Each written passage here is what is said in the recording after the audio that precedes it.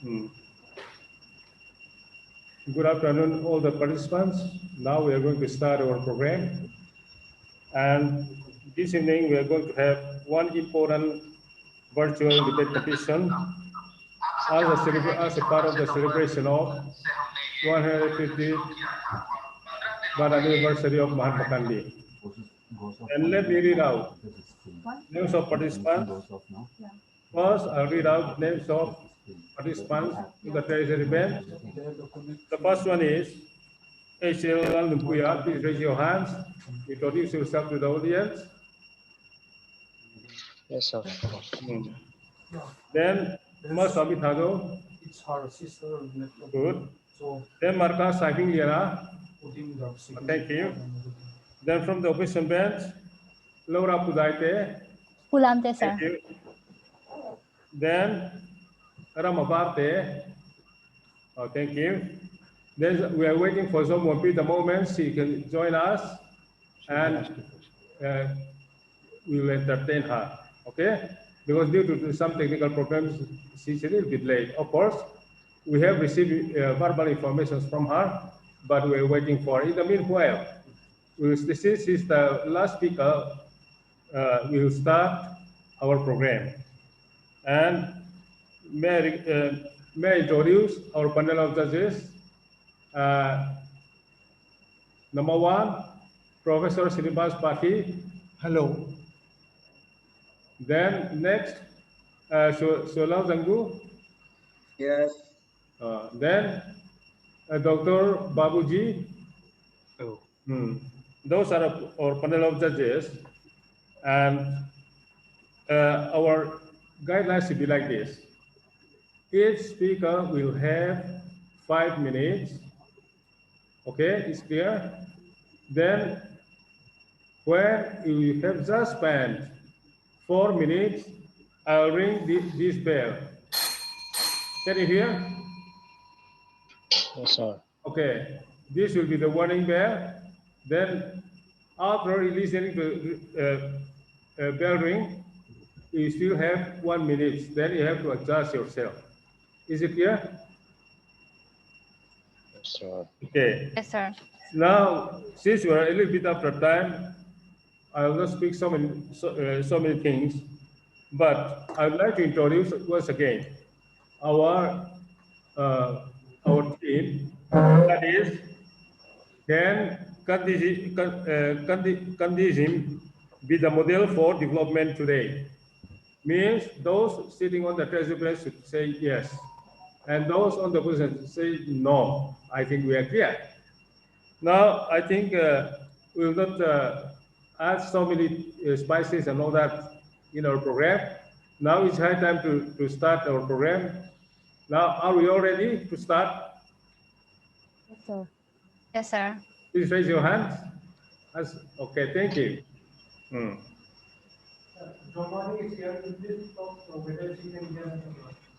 When I'm speaking, just mute your button. So, Monica, can you hear us? Now we can see you. Hello? She has to unmute. Jomwani, you have to unmute your phone. Unmute. Oh, hello? Jomwani, can you listen to us? Unmute. But your voice is not coming. You just check your connection. Maybe that connection to the phone, you check. Check your connection. Jomwani, check your connection. Jomwani. Okay. So, Jomwani, what you have to do is, you please remove your headphone. Remove headphone. Remove your headphone and let's see. Please look at us, yes. And just completely remove your headphone. Do not use your headphone. Tell something. And say, speak something. Speak something. No, we cannot still hear you. Oh. Yeah. No, we can't. Just remove your headphone. Completely remove your headphone. Completely remove your. You are not audible. Okay, okay. We cannot hear you. Maybe there is some issue with your microphone. Okay. You are muted. Unmute now. Unmute. Yes, it is unmuted. You are unmuted. Oh, no, we still cannot hear you. We still cannot hear you. Okay, in the meantime, we will continue. We'll try to solve your issue, okay? Anyway, we'll start our program. And I'd like to request Professor Srinivas Patil to welcome you with 2 lines only. Okay.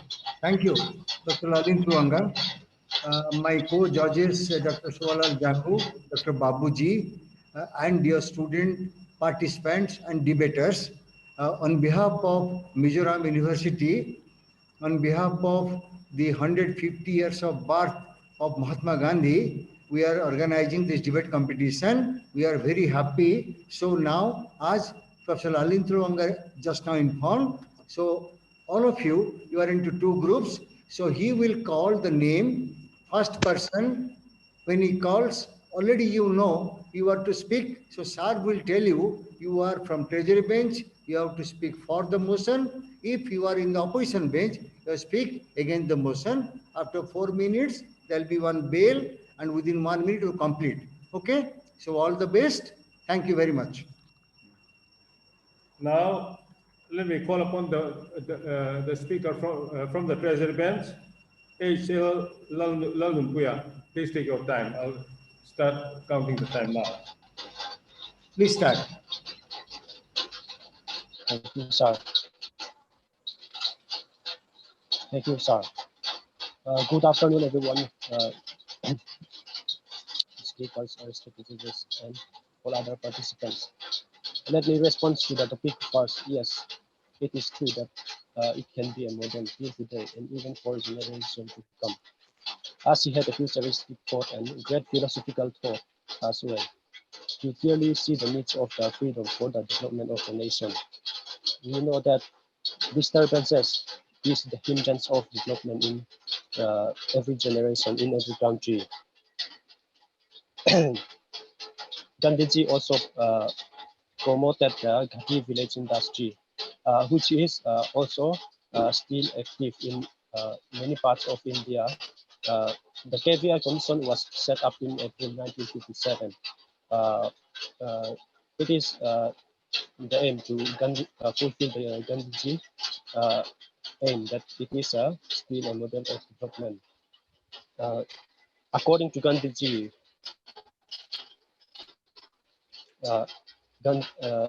education is all-round development in the body, mind, and spirit.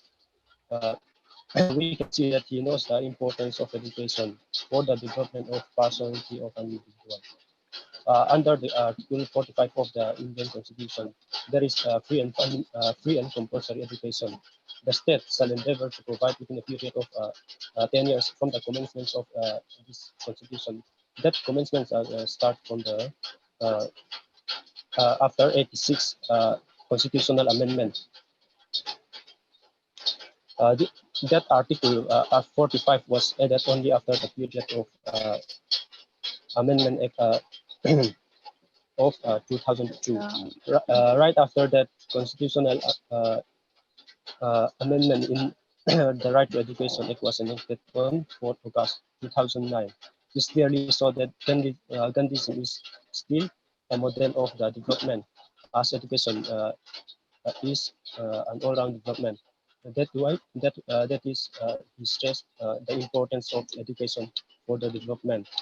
He also had a political philosophy in the constitution under part 4 of the directive principles of state policy. There is Gandhian principle in it, which I would like to read. The state shall promote education and economic interests of the weaker sections of the society, and in particular the interests of the scheduled caste and scheduled tribe. The state shall take steps to organize the village panchayat. These panchayats should be given such powers and authority as may be necessary to enable them to function as units of self-government. This second point is that he want to have a democratic the decentralization to have a better administration and as well as given power to the people. promote the cottage industry, especially in the rural area. As the difference that some cottage industry there will be economically and socially development in the rural and some urban area. Even before India independence in 1946, there is he also proposed Gandhian constitution, but he did not write the Gandhian constitution. This was written by Sriman Narayan Agarwal in 1946, just the year before the Indian independence. The world is swirling under the burdens of global warming, climate change, and resource crunch. The world, including the United Nations, has recognized Gandhian idea of sustainable development, and the recent inaugurations of Gandhi Solar Park at the headquarters of United Nations. That shows that even the United Nations thinks that Gandhism is still a model of development in this 21st century. Gandhiji also stress the importance of the cleanliness. Even when the NDM, National Democratic Alliance Ministry, come into power, our Prime Minister Narendra Modi know that Gandhism, and he want to take into action with Gandhiji dreams. Gandhism are always more than what we know. Gandhiji political contribution offer us the independence, but his ideology enlightened India as well. While even today, after so many years, perhaps this was known to Nobel Prize winner Rabindranath Tagore in those days, and he had rightly called Gandhiji as Mahatma. Every individual thus should follow the Gandhian ideologies in their day-to-day life for a happy, prosperous, healthy, harmonious, and sustainable future. Thank you, Okay. sir. Okay, thank you very much. Thank you. Next, this side. I hope you could hear my warning bell. Could you? Warning bell. Oh. And now, let me call upon our speaker from the opposition bench, Laura L. Pulamte. Okay. So hi, good afternoon, everybody. So as we know, as we all know that Gandhiji has left a great legacy, and as Lal Nunpuya has said that Gandhiji is called like Mahatma, and Mahatma by Rabindranath Tagore, and Father of the Nation by Subhash Chandra Bose. So yeah, Gandhiji has left a legacy, and he is sure the father of our nation.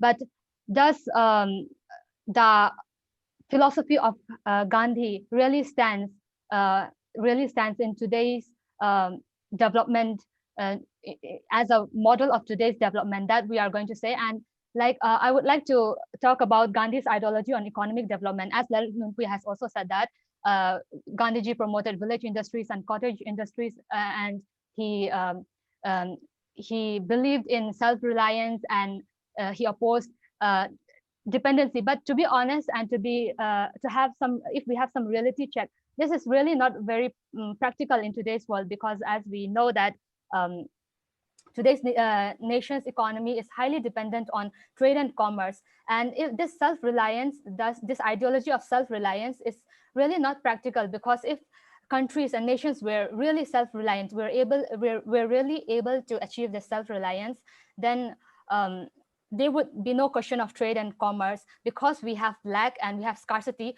we take trade, and that's how the economy goes. We import some, we export some, and that's how the economy goes. So Gandhiji self-reliance and like his opposition on dependency is, I think, a little bit irrelevant in today's world. And about cottage industry, yeah, Gandhiji had promoted cottage industry, but though if we imagine India's economy today to depend only on cottage industry, it would be very difficult. Cottage industries alone would not be able to meet the rising demands of the growing population. And also these cottage industries. As you know, when we talk about cottage industries, the technology is lacking, and the mechanism is lacking. So it would not be able to compete in the world level, where these days technology and technological advancement is like the priority for economic development.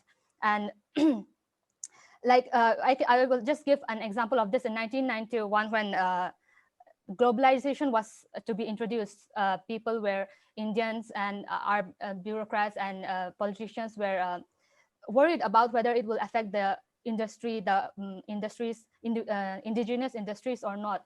But we are here now today in 2020, and we see that there's no such thing. And these MNCs, these international companies, are providing so much job opportunities in these days. And now we cannot even think about getting rid of these things, because just think about the loss which our economy is going to face if we are trying to opt for like no trade, or like total self-sufficiency, or not depending on any other economy and other things. And the other thing that I would like to talk is about Sarvodaya. Gandhiji has always talked about development for all and all these things. But Gandhiji, his perception of Sarvodaya is development from the grassroots level, development from below.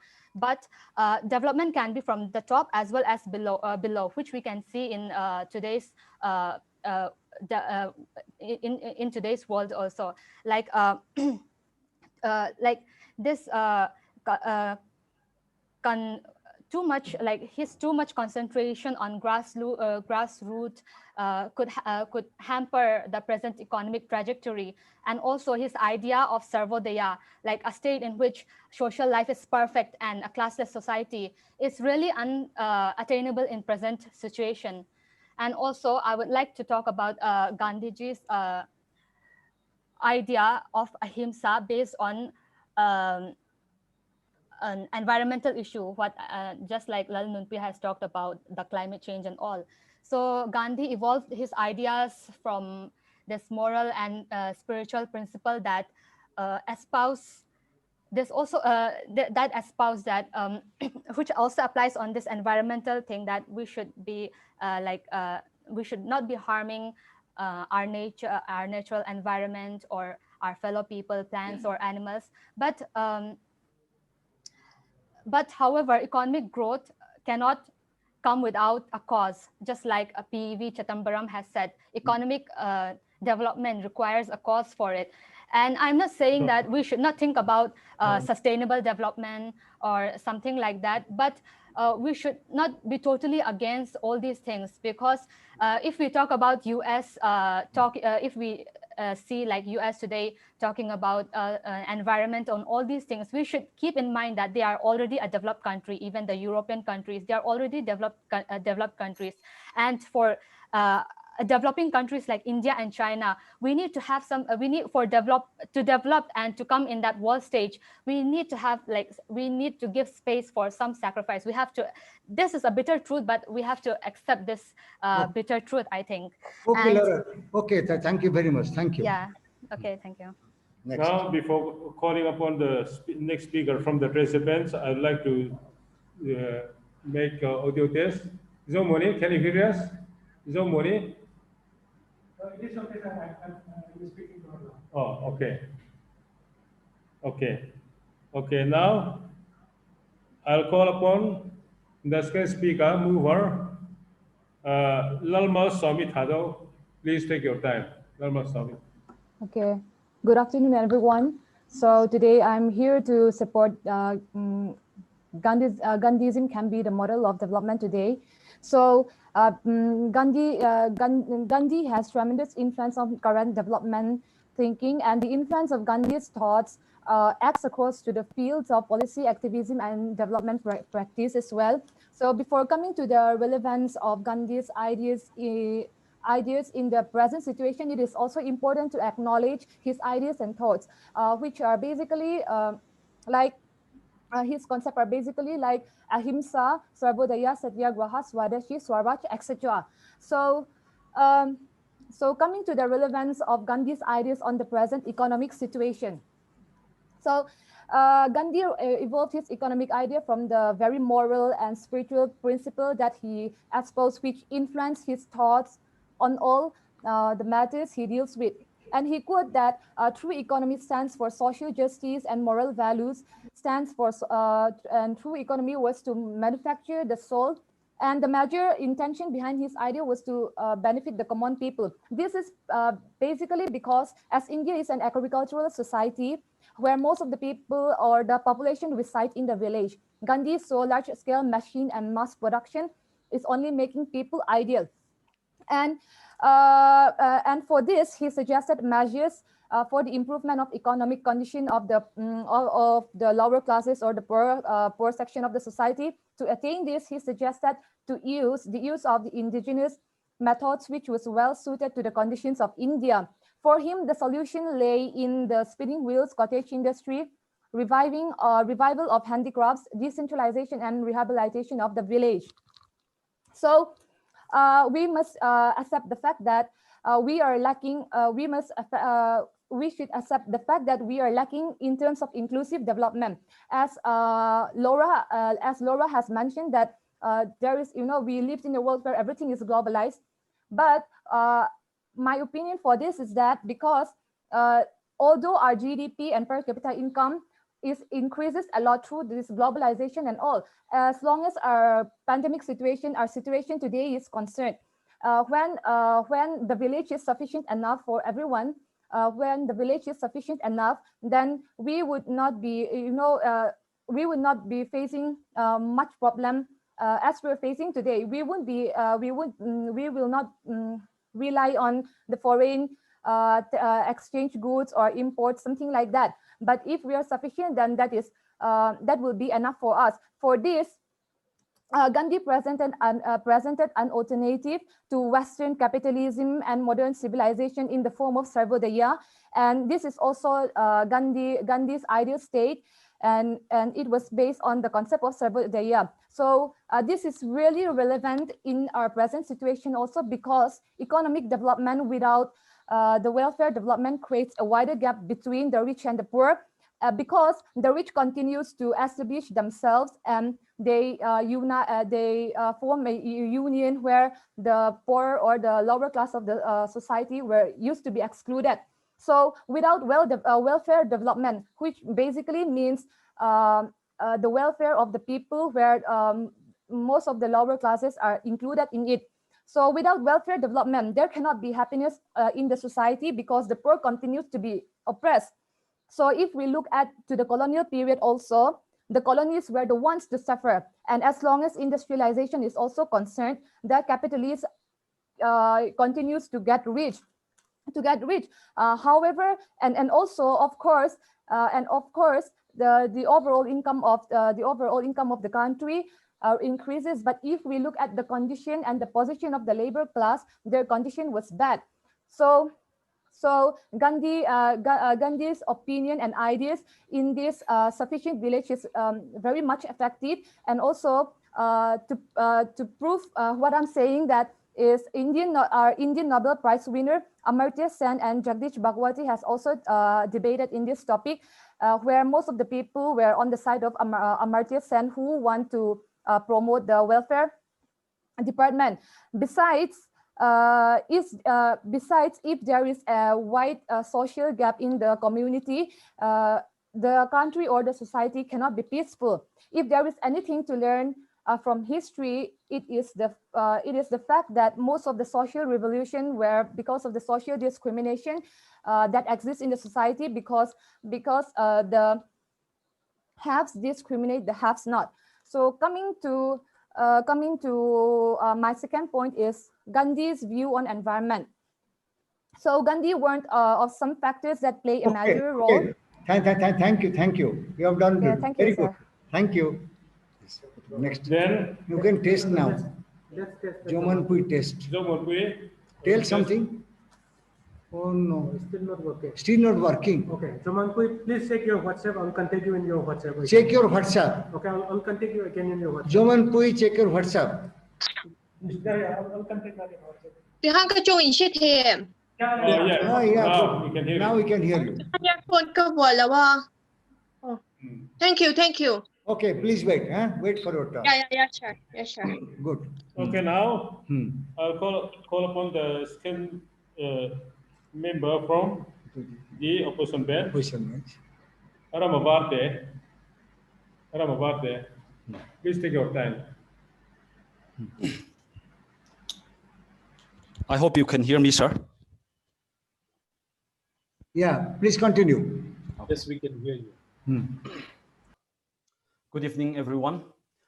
Old is gold just the way they are, but nobody chooses the old, they chooses the new rather than choosing the old ones. Imagine the first level of updates on smartphones in just a single year, which proves that everybody chooses the new.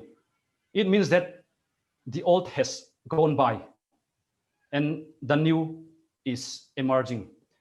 Good afternoon, respected speaker and the judges, for giving me this time. And also I would like to address my esteemed opponents for their worthy information as a mover. And I'm here presenting my view, saying that Gandhism cannot be the model of development today, and he is irrelevant.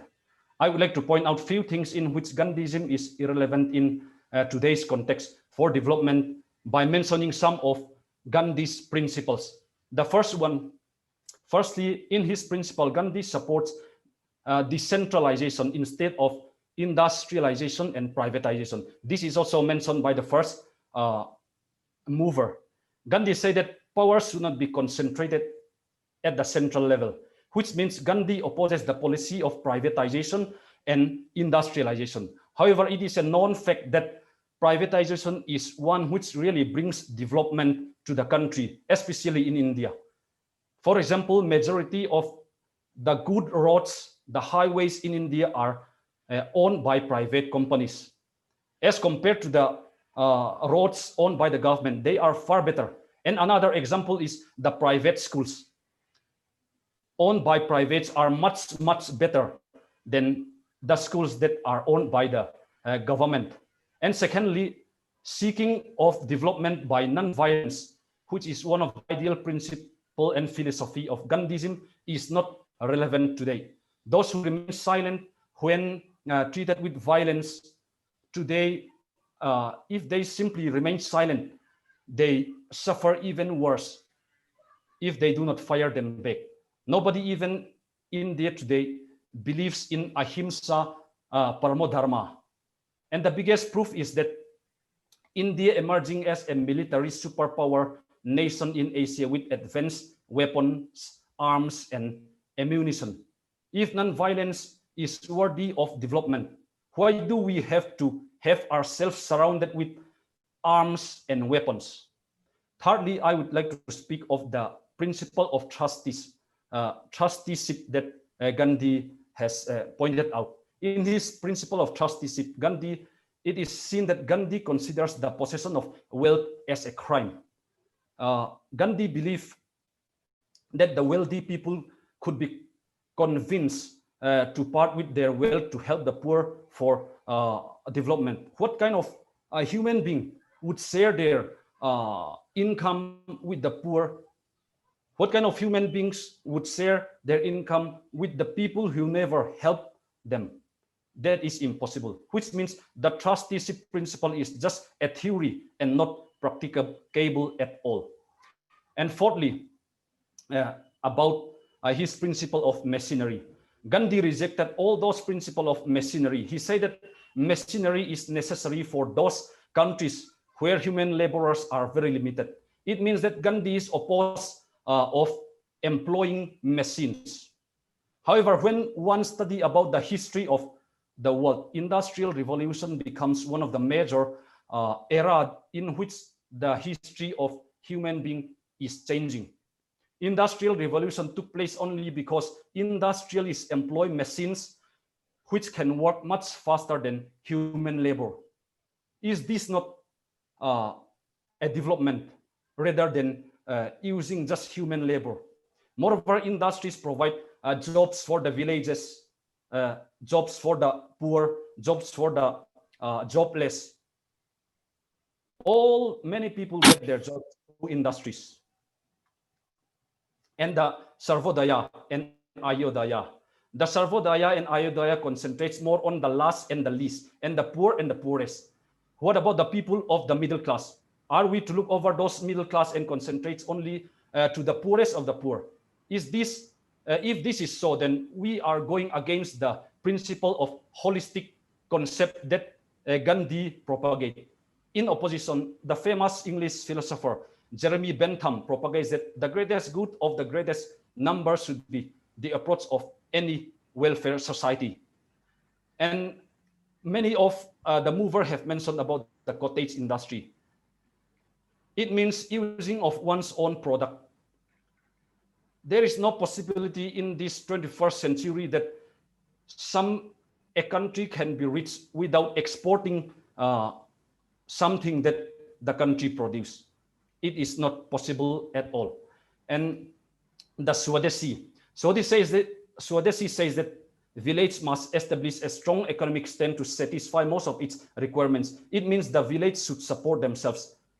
The Swadeshi is a principle that the village must support themselves. Whereas in his own principle of trusteeship, Gandhi states that wealth must be shared to the weaker sections and the villagers must be taken care by the government. Therefore, it can be said that the Swadeshi principle is against the principle of trusteeship, which Gandhi propagated. And lastly, it is a known fact that context is important in any research and any evaluation. Gandhism may be relevant during his time. Thank you very much. Years back. Thank you very much. Thank you. Next, this side. Now the last mover from the treasure bench. The last mover from the treasure bench, Marcus Saiping Liana. Please take your time. So, good afternoon, teachers, judges. My name is Marcus Saiping Liana. I am for the motion. As we all know, the basis of Gandhism is the principle of non-violence. The pillars of Gandhism are truth and non-violence. From the opposition bench, Rama mentioned that oath is irrelevant, but he has not heard that oath is good. Is the Bible irrelevant? No, they are old. We get all our wisdom from the old. Can Gandhism be the model of development today? Absolutely, in all aspects of our life. My point being, number one, relevance in religion. Gandhi brings out the common point from all religions, and for him, truth is God. If this concept is accepted by all, there shall be no wars or ill hatred between any religions. Why not adhere to this beautiful religion or principle? If this is brought into practice, religions of all will be respected by all. The feeling of superiority of one's religion leads to killing of innocent persons at the altar of religion. Gandhiji says all religion adhere to the fact that his God is truth. If it is so with one religion, it is true with other religions. Hence, Gandhism is a great model of development in terms of religion and for all aspects of religion, and should all be used as a model of development for all aspects of religion. My second point, relevance in politics. Gandhian politics has a dominant and constructive role to play in our contemporary relevance, contemporary politics, in all aspects of our contemporary context. He was as no nationalism. His concept of politics was higher values. The true deliverance of India, he said, I seek to deliver the so-called weaker race of the earth from the crushing wheels of Western exploitation, and it has so. And in due course, most of the weaker nations emerged as free nations after India. Imagine all the politicians followed the concept of truth put forth by Gandhi. How truly benefiting that world would be for the entire world. All corruption would be gone. All exploitation through political means would be gone. Yes, it is a far-fetched philosophy, but we strive to achieve it. 100% of all corruption cannot be vanquished, but I argue that 99% of all corruption would vanish if we follow our Gandhian principle. For my third point, relevance in economics. A German economics named Schumacher described Gandhi as a people's economist. As we know that he refused to treat economics as if people did not matter, and argued that technology of mass production is inherently evil, and damaging, self-defeating in terms of non-renewable resources and dangerous for human beings. Gandhi urged that technology is designed to serve the human person and of nature instead of making him the servant of machine. Gandhism urged that uncontrollable capitalism would eventually lead to demise. Look at the world today, how irrelevant that statement is. It is uncontrollable capitalism that is the main cause of climate change today. It is the Gandhian model of economical development today that is the most ideal and is a great model of development for all economies in the world. And my fourth point being relevance in education. According to Gandhi, the aim of education should be to build the whole man and develop his integral personality. He said that literacy in itself is no education. It is not the end of education or even the beginning. Gandhi wanted to build up a new society, but he was apprehensive that he cannot build up that through old educational system.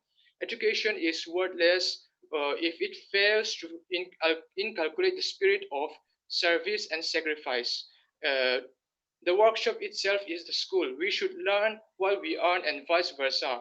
The whole of general education should come through crafts and simultaneously with their progress, this is the only method of producing fully developed human beings that would be satisfactory for our society and for our politics as a whole. The basic education encompassed by Gandhi aimed at producing self-reliant and good citizen, and this concept of education is being used as a model and is not yet achieved, if I say so, but there is still a ray of hope to get that Gandhian concept of value of education implemented to save our education today.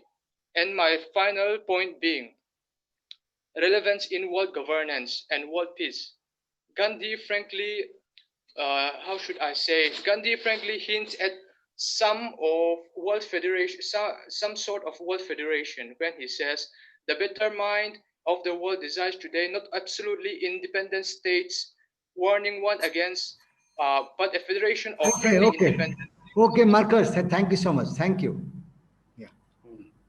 Thank you very much. Now, I'll call upon the last speaker from the question bench, Zomon Bui Zongte. Can you hear us? I'll start counting the time. Oh, okay. Please start. Hello. Am I audible? Hello, sir. Yes, you are audible. Yes. Okay. Okay. Good afternoon, everyone. I hope I'm audible due to some internet connectivity. I could not join early. So today we have this debate on can Gandhism be a model of development today? I think that after 74 years of independence and Gandhi being his birthday going to be celebrated 151 birthday, we are going to celebrate it. I think that his ideas and his principles are not relevant today. As Marcus has pointed out just now, he talked about Gandhi non-violence, but actually Gandhi he said that he was not a practitioner of non-violence. Actually, he's the same person who support British in the Boer Wars against the South Africa South Africa and also in Zulu uprising. He support the British against the indigenous people. Also, when we look in the Kedah district, when he went there in Gujarat in 1918, he said if he is really supporting non-violent method, then why do he support the British in the First World War, even in the Second World War also? Also, in 1932, when he undertook an epic fast due to the communal awards, so he himself advocate non-violent method, but he do know for sure that that is not applicable. That is just an ideal position. And being said that, I will say that Gandhism is not relevant today. And there are so many things which I want to point it out, but I will restrict myself to 3 topics. That is, number one is Gandhi focus on simple technology over heavy industry. The thing is that Gandhi said that heavy industry will lead to great unemployment, but this was not the case, as this heavy industry gave employment to millions of people all over India, and also we vision India as a leading global world leader, and we want our economy to, by 2024 to 2025, we want it to be 5 trillion. So if we are going to focus on the simple technology and simple technology as Gandhi advocated, then we are never going to achieve that position. And secondly, Gandhi focused on village. Now he all of his principle he clearly focused on the village, and he did not give importance to the urban. But actually now we cannot only focus on the village economy, as we are moving to a globalized world. We cannot completely neglect the urban side, and we need to make a compromise between the two, and we cannot focus on the rural areas only, because as India, we want to be a leading global world leader. We want to be a member of Security Council permanent leader.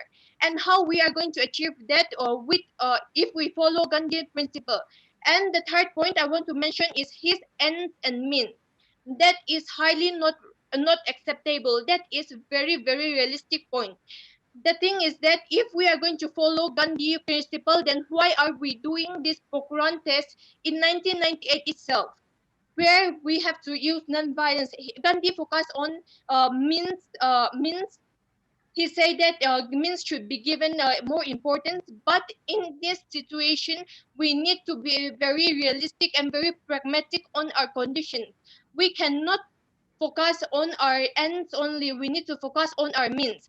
As today we are having a border issues with China and Nepal and all that, if we only focus on our ends and we forget our means, and if we say that we are not going to do any violence method, but if that we are going to follow Gandhian principle, that means we are going to lose some of our territory, and that is not very acceptable in the state, because for the state we need to focus more on our security. Without our security, we will be vanished. We need to protect our security, our national interest. And so I would say that Gandhi is really not irrelevant. And the fact is that if he is really relevant, why don't we follow in the first place? The thing is that his ideas are very good, just like Marxist ideas, but it is not applicable. The thing is that what he expects is not the context. It is not in the real situation. The thing is that suppose Uri surgical strike, also Uri attack and all. If we really are going to stand by his principle as the model of development, and we just simply shy away from the violence and all, then that means that we can never project India as a very as a leading Okay. Thank world you. leader. Thank you. Thank you. You can tell. Thank you, sir.